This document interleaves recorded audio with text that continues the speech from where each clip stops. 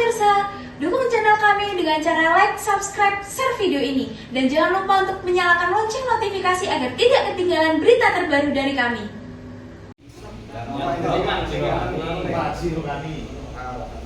Mediasi terkait dampak amblesnya jalan akibat proyek jembatan Kecubung di Kecamatan Pace, Kabupaten Nganjuk digelar di Balai Desa Kecubung. Pertemuan ini dihadiri oleh perwakilan kontraktor, Dinas PUPR, Camat Pace, Kepala Desa, aparat kepolisian, Babinsa, serta warga terdampak. Jadi tanggung mengingat ada tambahan beda silakan dibicarakan bukan saya membeda-bedakan.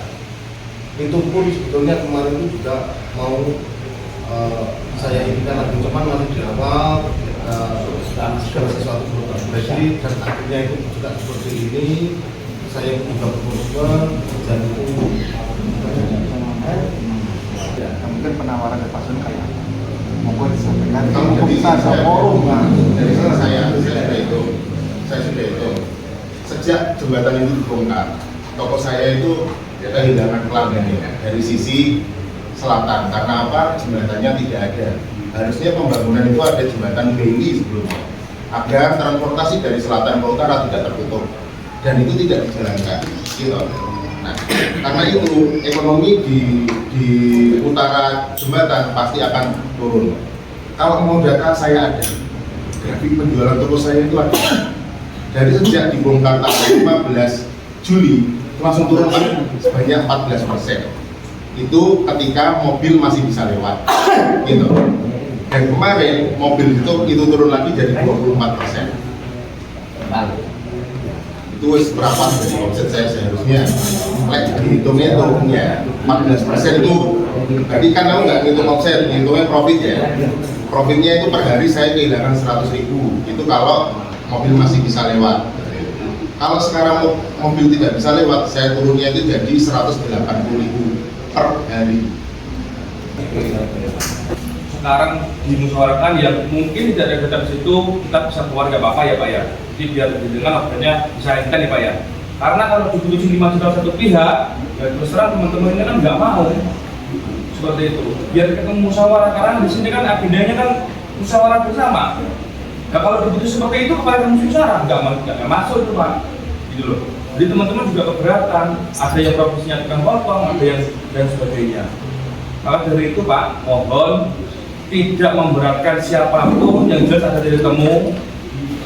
Saya mewakili teman-teman ini biar ada kejelasan, biar ada berkesinambungan. Yang jelas ini juga proyek nasional Pak. Kita juga nanti kalau itu jadi juga perekonomian juga tambah baik, kan seperti itu. Ya, cuman demi permasalahan karena itu timbulnya yang seperti itu yang dibuka, maka kita musyawarahkan bersama-sama. Jadi nanti kita data tidak sama gitu ya. Pun Kalau saya tuh gampang, aku malah mikir apa sih nek betul kompensasi, ayo betul bener-bener aja. Jadi itu musyawarah. Bukan lo berpikir gitu. Untuk masing-masing nanti dengan masing-masing penyampaian keluh kesah saya itu sudah bermusyawarah ini pasti banyak masukan. Cuman kembali lagi saya kan berpikir ini dalam keterbatasan kemampuan saya ini saya mau menyampaikan apa. Sedangkan ini aja dengan pekerjaan yang seharusnya mungkin karena juga akan tambah seperti itu, juga akan berpikir lagi. Di luar non teknis saya ini saya yang mau menyampaikan itu seperti itu.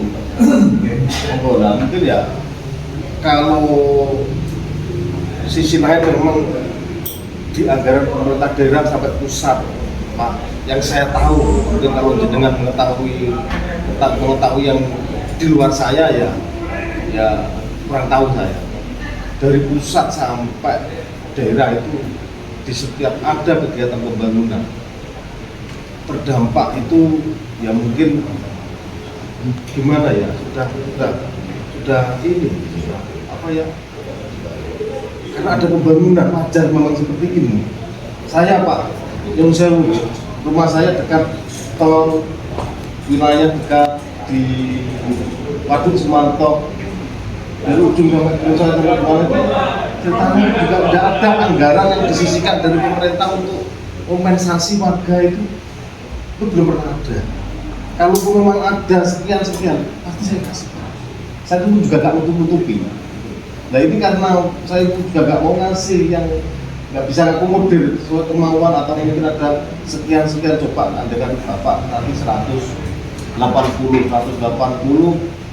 dibagi dua misal itu sekitar 90. Kalau 90 itu dikalikan sekian bulan ya juga sudah besar.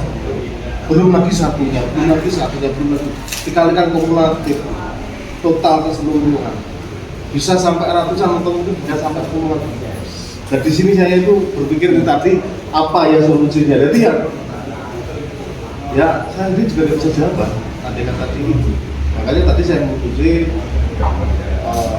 mungkin bukan kompensasi gitu, uang dikatakan uang lurah atau uang jenuh aja, ini sepatnya seperti itu.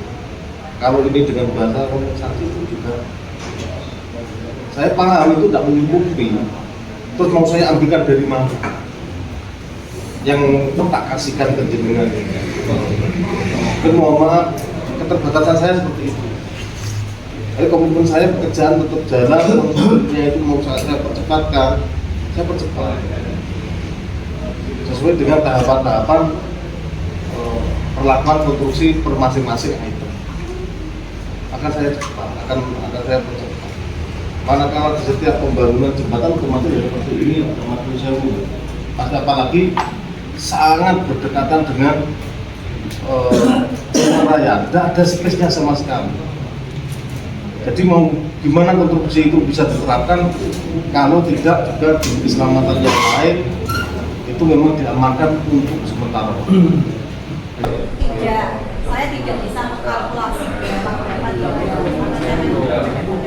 kecil. Mungkin Mas Sony meminta perlakuan lebih. Oh itu pribadi beliau. Kalau saya tidak minimal jangan ada perhatian ke saya. Ini saya bicara secara pribadi ya. Ini pribadi saya nggak tahu yang lain. Jadi saling memahami, saling menerima ya. Kalau terdampak itu pastilah. Kalau mau terdampak ya mau saya mau terdampak saya sudah terdampak. Tapi bagaimana kita saling memahami kondisi ini? Dengan paham kondisinya kontraktor juga paham kondisinya ini. Saja. Camat Kecamatan Pace, Nurdian, mengungkapkan bahwa dalam mediasi tersebut, pihak-pihak terkait berhasil mencapai kesepakatan mengenai pemberian kompensasi bagi pelaku usaha yang terdampak oleh pembangunan jembatan tersebut. Jadi intinya hari ini adalah mediasi antara pihak kontraktor dengan warga yang terdampak terkait dengan pembangunan jembatan Cibung. Jadi tadi disepakati beberapa hal, diantaranya adalah salah satunya adalah pemberian kompensasi pada pelaku usaha yang terdampak berkaitan dengan pembangunan. Itu yang jelas dari pihak ketiga. Kalau sumbernya dari apa saya tidak tahu. Jadi tadi disepakati bahwa untuk pelaku usaha yang terdampak itu mendapatkan kompensasi sebesar 2 juta. Gini, sebenarnya kalau bilang terdampak itu semua pihak itu terdampak Pak ya. Cuma kan di sini kan kita juga musyawarah ya, kaitan dengan kekuatan dari penyedia barang jasa kontraktornya tersebut, juga kaitan dengan warga masyarakat. Dan di sini yang utama dapat dirasakan adalah permasalahan ekonomi pada pelaku usaha yang di sekitar situ. Kalau misal untuk debu dan getaran dan lain sebagainya, itu semua juga pasti terdampak. Bahkan yang lainnya mungkin juga akses jalan untuk yang biasanya lancar sehingga harus diputarkan kan juga merupakan bentuk dampak. Cuma yang saat ini yang terutama yang terdampak yang paling terdampak dulu dari sisi ekonomi. Ini tadi 14 orang. Cuma besarannya kan tidak sama nih. Jadi kaitan dengan usahanya yang penting itu pelaku usaha atau hanya misal ketempatan material dan lain sebagainya.